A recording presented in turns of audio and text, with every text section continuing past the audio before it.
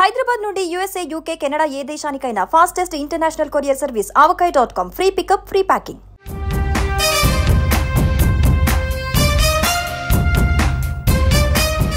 భారత నెక్స్ట్ ఉపరాష్ట్రపతి ఎవరు? జగదీప్ ధన్కడ్ అనూహ్యంగా రాజీనామా చేయడంతో తదుపరి వైస్ ప్రెసిడెంట్ ఎవరనే చర్చ ఇప్పుడు మొదలైంది. ఈ రేసులో చాలా మంది పేర్లు వినిపిస్తున్నాయి. ముఖ్యంగా తెలంగాణ బీజేపీ నేత, రాజ్యసభ సభ్యుడు కె లక్ష్మణ్ పేరు ప్రముఖంగా వినిపిస్తోంది. అసలు లక్ష్మణ్కు ఉపరాష్ట్రపతి పదవి వరిస్తుందా? మోదీ, షా మనసులో ఏముంది?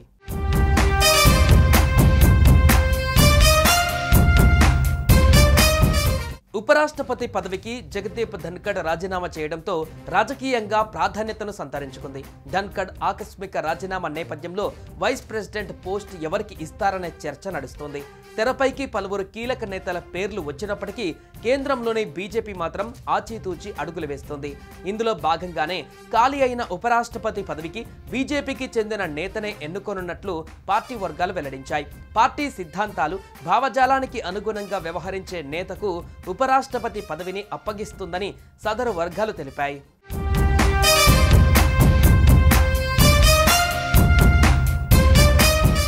ఇదిలా ఉండగా ఉపరాష్ట్రపతి పదవి రేసులో తెలంగాణ బీజేపీ నేత, రాజ్యసభ సభ్యుడు కె లక్ష్మణ్ కూడా ఈ రేసులో ఉన్నారని అంటున్నారు. ఇందుకు కారణాలు కూడా చాలానే ఉన్నాయి. ప్రస్తుతం డాక్టర్ కె లక్ష్మణ్ రాజ్యసభ సభ్యుడిగా కొనసాగుతున్నారు. బీజేపీ ఓబీసీ మోర్చా జాతీయ అధ్యక్షుడిగాను ఉన్నారు. బీజేపీ సెంట్రల్ ఎలక్షన్ కమిటీలో సభ్యుడు కూడా. బీజేపీ పార్లమెంటరీ పార్టీ బోర్డులోనూ ఆయన సభ్యుడు. జాతీయ ఎన్నికలకు సంబంధించి సెంట్రల్ రిటర్నింగ్ ఆఫీసర్గా కూడా ఉన్నారు. తెలంగాణ రాష్ట్ర బీజేపీ అధ్యక్షుడిగాను ఆయనకు అనుభవం ఉంది. ఇక విద్యార్థి దశలోనే ఏబీవీపీలో కీలక బాధ్యతలు నిర్వర్తించిన లక్ష్మణ్ బీజేపీ తెలంగాణ అధ్యక్షుడిగాను పనిచేశారు. 2 సార్లు ముషీరాబాద్ ఎమ్మెల్యేగా సేవలు అందించారు.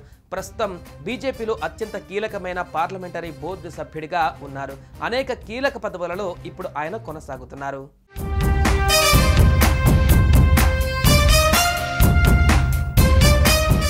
ఇంకా చెప్పాలంటే బీజేపీ జాతీయ అధ్యక్షుడి రేసులోనూ లక్ష్మణ్ పేరు వినిపించింది. ఇంతటి క్వాలిటీస్ ఉన్న ఆయనకు ఉపరాష్ట్రపతి పదవి ఇవ్వవచ్చనే చర్చ జరుగుతోంది.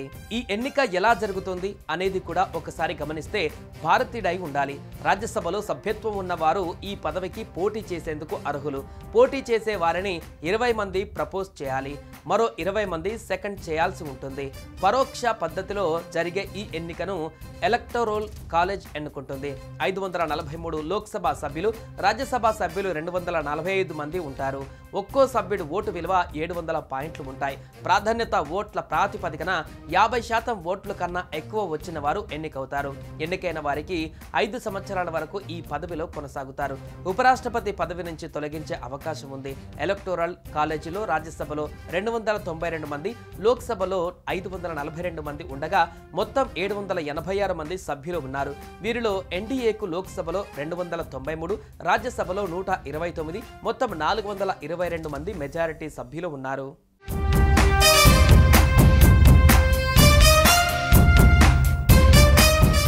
సుమన్ టీవీలో మీ పర్సనల్ అండ్ బిజినెస్ ప్రమోషన్స్ కోసం కింది నెంబర్కి కాంటాక్ట్ చేయండి.